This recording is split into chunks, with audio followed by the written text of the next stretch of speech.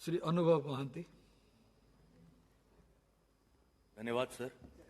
Sir, बदकिस्मती से मुझे अब तक पिता बनने का अवसर तो नहीं मिला है सर, पर आज मैं जिस गंभीर विषय पर बात करने जा रहा हूं वो हमारे देश के बच्चों के बारे में है।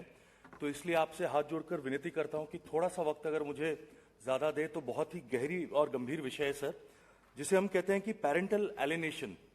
सर, देश में डिवोर्स केसेस जितनी तादाद पर बढ़ती जा रही है उतनी ही तादाद पर बढ़ती जा रही है चाइल्ड कस्टडी के ऊपर जो केसेस चल रही हैं सर, हमारे देश में 408 से ज्यादा कोर्ट्स हैं जिसमें सर ये केसेस लगातार चल रही हैं और आज तक कोई भी सही नतीजा नतीजा तक नहीं पहुंच पाए सर।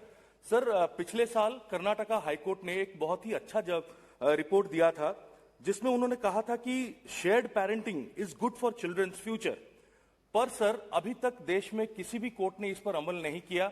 सुप्रीम कोर्ट ने भी पिछले साल दो जजमेंट दिए सर इसके ऊपर में, एक डिवीजन बेंच ने और एक 3 जज बेंच ने, जिसमें sir justice DY Chandrachud ji थे। और सर 22 मई 2015 में जब law minister honourable Shri Sadananda Gowda ji थे तब लॉ कमीशन रिपोर्ट 257 इन्होंने भी एक रिपोर्ट दिया था for reforms in guardianship and custody of child. Sir, मैं आपको बताना चाहता हूं सर, जब डिवोर्स की बात आती है, जब आपस में पति पत्नी लड़ने लगते हैं, उस वक्त में सर बच्चे की कस्टडी की जब बात आती है तब कई तरह के फेक एलिगेशंस लगाए जाते हैं जिस पर बच्चों को भी शामिल किया जाता है। और उनमें से एक एलिगेशन ऐसा होता है जिसे हम कहते हैं sexual abuse.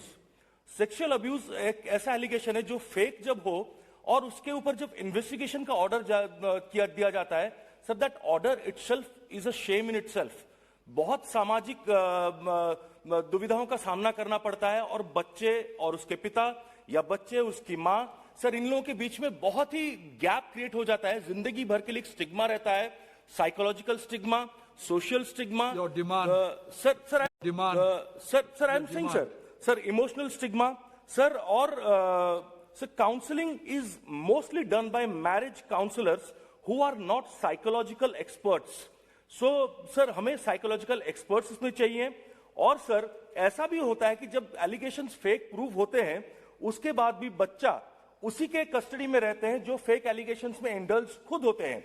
Sir, can the custody be continued with such an abusive parent who has caused psychological harm to the child? Is it not violation of UNCRC, National Charter of Children, India 2003 and Section 75 of Juvenile Justice Act sir खत्म कर रहा हूं sir मैं।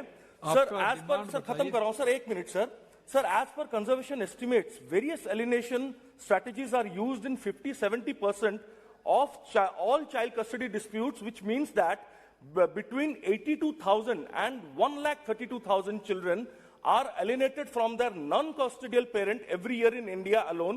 Sir, parental alienation is rapidly becoming an epidemic in India.